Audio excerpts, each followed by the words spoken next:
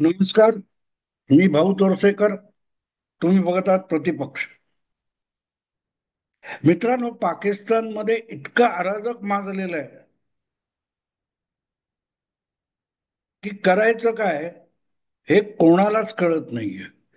आणि कोणालाच याचा अर्थ पाकिस्तानचे राष्ट्रपती आसिफ अली झरदारी असतील, पाकिस्तानचे पंतप्रधान शहाबाज शरीफ असतील, किंवा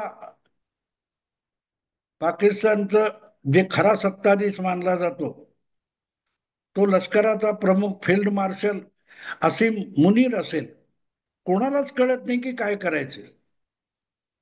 एका बाजूला चीन आणि दुसऱ्या बाजूला अमेरिका हे त्यांचे अनौरस बाप आहेत. ते कठपुतळीसारखे पाकिस्तानच्या राज्यकर्त्यांना खेळवत असतात. आणि दुसरीकडे अंतर्गत जे विरोधाभास आहेत त्यातून जी परिस्थिती उद्भवली आहे, त्यामुळे पाकिस्तान टिकेल का तुटेल याची पण चर्चा चालू आहे. आता या सगळ्या गोष्टी लक्षात घेतल्यानंतर पाकिस्तानचं काय होणार हा खरोखरच चिंतेचा विषय. आणि आपल्यासाठी किंवा भारतासाठी सुद्धा चिंतेचा विषय या कारणास्तव आहे की शेजारच्या घराला आग लागली असताना तुम्ही शांत बसून चालत नाही. काही ना काही त्याचे नुकसान तोटे तुम्हालाही सोसावे लागत असतात. त्यामुळे आपल्याला काय करायचंय असं म्हणता येत नाही. आणि या परिस्थितीत ज्या काय उलट सुलट बातम्या येत आहेत त्या खरोखरच चिंताजनक आहेत. आणि यातली एक भयंकर बातमी किंवा अफवा म्हणू आपण, पाकिस्तानमध्ये आणि पाकिस्तानच्या संबंधात ज्या ज्या गोष्टी येतात तिथे एक अफवा धुडगूस घालते.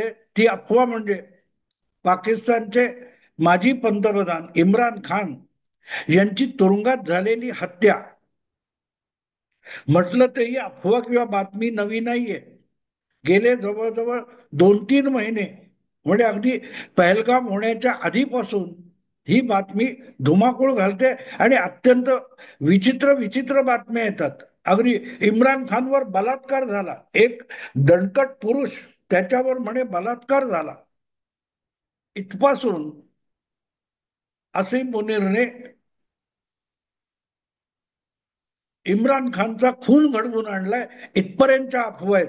पण आजपर्यंत मी त्याच्यावर कधी फारसा विचार केला नाही किंवा त्याकडे काय ते विचारपूर्वक बघितलं नाही. पण आता बघावं लागतंय. आणि त्याचं कारण एक आहे की हळूहळू करत पाकिस्तानमध्ये जी सगळ्या बाजूने अराजकाची परिस्थिती आहे त्यामध्ये एक मागणी फार जोर धरायला लागली. ती मागणी आहे ती इम्रान खानला तुरुंगातून मुक्त करण्याची. आता यात एक आणखीन उपकथानक आहे. पाकिस्तान हा असा अजब देश आहे, तिथे सत्तेत बसलेले लोक सत्ता गमावल्यानंतर एक तर देश सोडून पळून जातात किंवा तुरुंगात जातात. पाकिस्तानचे माजी पंतप्रधान नवाज शरीफ असोत, बेनझीर भुट्टो असोत, हे 5-5 वर्ष 4-4 वर्ष पंतप्रधान राहिले. आणि एक दिवस सत्ता गेल्यानंतर त्यांना आपल्या देशातून परागंदा व्हावं लागलं. आणि हे फक्त निवडून आलेल्या लोकांसाठी असं बिलकुल नाही.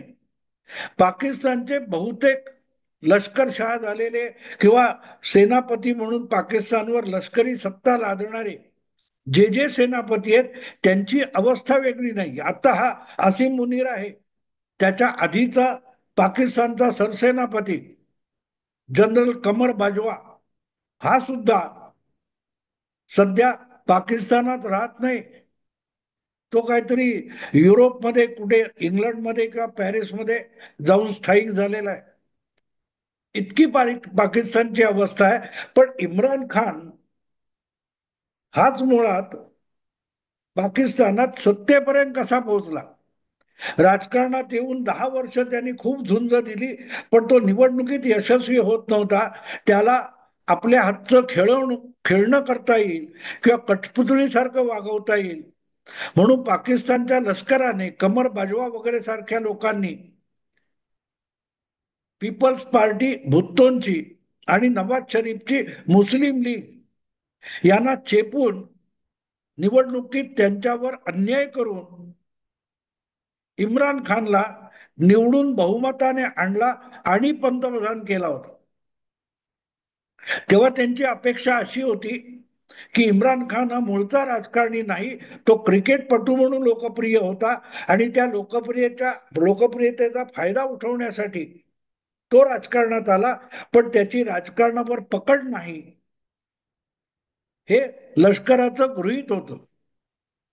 आणि त्यासाठी त्यांनी अत्यंत शिस्तबद्धरित्या इम्रान खानला एक लोकप्रिय नेता बनवण्याचा राजकीय डाव खेळला होता.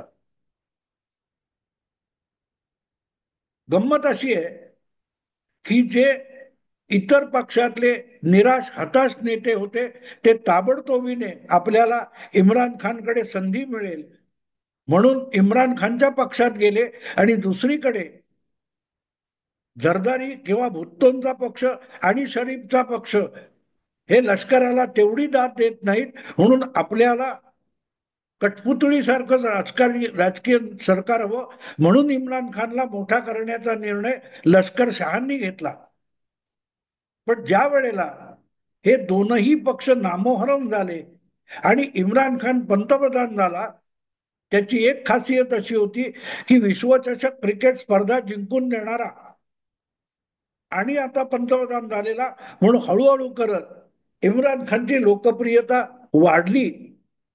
त्याला लष्कराची गरज भासू नसली झाली आणि त्यामुळे लष्कराने ज्याला बुजगावणं म्हणून आणलं होतं तो स्वयंभूरित्या पंतप्रधान म्हणून देश चालवण्याचा प्रयत्न करायला लागला आणि तिथे सगळी गडबड होऊन गेली.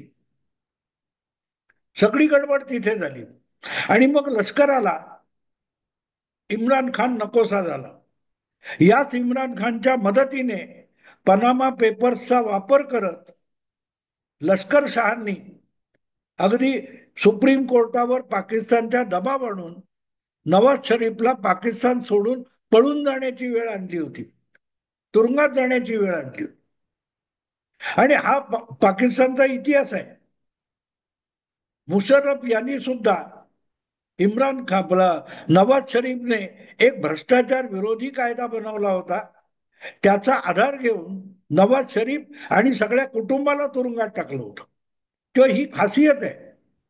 मुद्दा असा की जो इम्रान खान लष्कराच्या मदतीने पंतप्रधान झाला, राजकीय नेता बनला, तोच हळूहळू करत या लष्कराला महाग पडायला लागला. आता पाकिस्तानची जी गुप्तचर संस्था आहे ती पण तशी नागरी स्वरूपाची संस्था नाहीये, पोलीस खात्याकडून उदयाला आलेली नाहीये, तपास काम करणारी नाही. ते आहेत मुळात लष्कराचेच लोक. मिलिटरी इंटेलिजन्स जो आहे, ISI जो आहे, त्या ISI चीच एक शाखा तिथे गुप्तचर विभाग म्हणून काम करते. आणि त्यांनी जेव्हा इम्रान खानच्या तथाकथित बायकोविषयी एक भ्रष्टाचाराचा घोटाळा बाहेर काढला तेव्हा इम्रान खान खवळला. इम्रान खान जसं बेनझीर भुत्तो पंतप्रधान असताना तिचा नवरा म्हणून आसिफ अली झरदारी पैसे खायचा आणि त्याचं नाव मिस्टर 10% झालं होतं. म्हणजे बेनझीर भुत्तो पंतप्रधान असताना सरकारी खात्यामधून कुठलंही काम करून घ्यायचं असेल तर 10% बेनझीरचा नवरा आसिफ अली झरदारी याला द्यायला लागतात, अशी इतकी वदंता होती की बेनझीरच्या नवऱ्याला मिस्टर 10% नाव पडलं होतं. आणि त्यामुळे पुढच्या निवडणुकीत बेनझीरचा पराभव झाल्यानंतर तिला तुरुंगात टाकण्यासाठी नवाज शरीफ यांनी अकाउंटेबिलिटी ब्युरो नावाचा एक संस्था स्थापन केली, त्याच्यासाठी भ्रष्टाचार विरोधी कायदा बनवला. पण पुढे जेव्हा नवाज शरीफ पंतप्रधान झाले तेव्हा तात्काळ आपल्याला अडकवलं जाणार हे ऐकून बेनझीर भुत्तो देश सोडून पळाली होती, लंडनला किंवा दुबईला राहत होती. आणि ज्या वेळेला मुशर्रफ यांनी नवाज शरीफ यांना बडतर्फ करून सत्ता हाती घेतली त्यावेळेला त्यांचं बेनझीर भुत्तोने स्वागत केलं होतं. पण दरम्यान नवाज शरीफ यांनी भ्रष्टाचाराचे आरोप ठेवून आसिफ अली झरदारीला तुरुंगात टाकलं होतं आणि त्यासाठी जो कायदा केला होता त्याचाच आधार घेऊन देशाची फसवणूक केली, भ्रष्टाचार केला म्हणून नवाज शरीफ यांना मुशर्रफनी तुरुंगात टाकलं. फरक कसा असतो बघा. आणि पुढे या सगळ्यातून आपल्याला बाहेर पडायचं म्हणून मुशर्रफ यांनी 10,000 जुने गुन्हे हे रद्दबातल करून टाकले, कारण त्यांच्यावर देखील आरोप होता. असा एकूण पाकिस्तानचा प्रकार आहे. पण गंमत अशी झाली की ज्या वेळेला त्याच कायद्याचा आधार घेऊन बुशरा बीबी नावाची इम्रान खानची तिसरी की चौथी बायको आहे, ती त्याच्या पंतप्रधान पदाचा फायदा घेऊन पैसे खात होती, भ्रष्टाचार करत होती, तर तिच्या विरुद्ध कारवाई करावी लागेल, तिला आवरा, अशी माहिती गुप्तचर खात्याने पंतप्रधान म्हणून इम्रान खानला दिली. तेव्हा गुप्तचर खात्याचा प्रमुख जनरल आसिफ मुनीर होता. सगळी गडबड तिथे झाली. आणि जेव्हा आसिफ मुनीरच्या लक्षात आलं की इम्रान खान हा हाताबाहेर जातोय, तेव्हा मग इम्रान खानलाच बुशरा बीबीच्या आडोसा घेऊन भ्रष्टाचाराच्या घोटाळ्यात अडकवण्यात आलं. आणि आज इम्रान खान हा माजी पंतप्रधान तुरुंगात आहे. कशी गंमत आहे बघा मित्रांनो. आणि त्याच्या बहिणीला सुद्धा, इम्रान खानच्या बहिणीला इम्रानला भेटू दिलं जात नाही. इम्रान खानच्या समर्थकांनी मोर्चावर मोर्चे काढून त्याची मुक्तता करावी, त्याच्या खटल्याची सुनावणी करावी, त्याला जामीन द्यावा म्हणून आंदोलनं चालवली नाहीत. एका बाजूला बलुची बंडखोर चालू आहे, दुसरीकडे काय तो खैबर पख्तुनवामध्ये टीटीपी तहरीके तालिबान पाकिस्तान उत्पात करते. भारताने पाणी रोखल्यामुळे पाकिस्तानात पाण्याची टंचाई किंवा महापूर, या सगळ्या कल्लोळामध्ये करायचं काय हे कळत नाही. आणि अशा वेळेला अचानक एक बातमी आली की इम्रान खानच्या पहिल्या का दुसऱ्या पत्नी, ती जेमिमा म्हणून आहे, जी ब्रिटिश नागरिक आहे, तिला इम्रान पासून जे 2 मुलगे झालेले होते ते आता तरुण आहे आणि ते आता आपल्या बापाची वकिली करायला किंवा बापासाठी संघर्ष करायला पाकिस्तानात येणार, अशी बातमी आली. आणि त्यानंतर दुसरी बातमी आली की इम्रान खानला तुरुंगात मारून टाकण्यात आले. आणि ह्या 2 बातम्या एकाच वेळेला ज्या येत आहेत, की जी एक खरी आहे की इम्रानची दोन्ही मुलगे हे पाकिस्तानात येऊ इच्छितात, हे जितकं खरं आहे तितकंच इम्रान खानची हत्या झाल्याची बातमी ही अफवा असू शकते, कारण तिला दुजोरा कुठूनही मिळत नाहीये. पण या इम्रानच्या दोनही मुलांना जी तलाक घेतलेली बायको आहे तिने पाकिस्तानात पाठवायचं ठरवलंय. आणि त्या मुलांना पाकिस्तानात यायला पाकिस्तान सरकारने बंदी घातलेली. कारण इम्रान खानला लोकांनी निवडलं होतं, भले कुठल्याही मार्गाने असेल, पण तो निवडून आलेला पंतप्रधान होता. आणि आज शहाबाज शरीफ वगैरे आहेत, हे बिना निवडून आलेले आणि लष्कराबरोबर हातमिळवणी करून इम्रान खानला पदच्युत करून भ्रष्टाचाराचे आरोप ठेवून सत्तेत बसलेले आहेत. त्यामुळे इम्रान खानची मुलं येतील तर ती शहाबाज शरीफला, झरदारीला आणि लष्कराला सुद्धा धोका वाटतोय.